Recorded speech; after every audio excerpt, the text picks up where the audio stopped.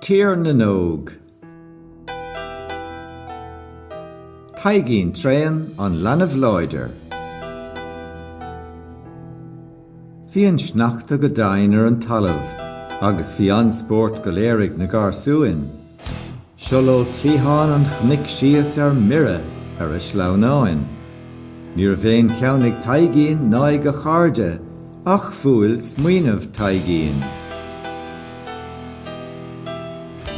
Is dóilm gcuilis agam cad is hardaí go dhéanamh. Sesin.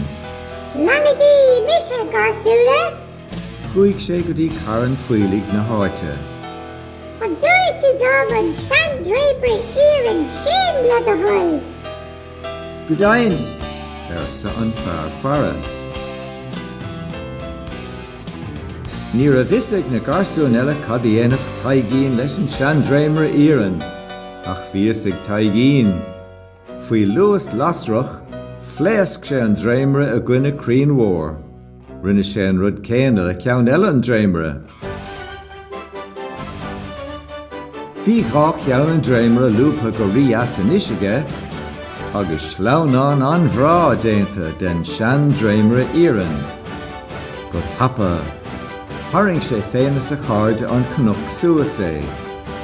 Cheangail siad clár leis, agus do gharid go raibh siad ag sleamhnú leo.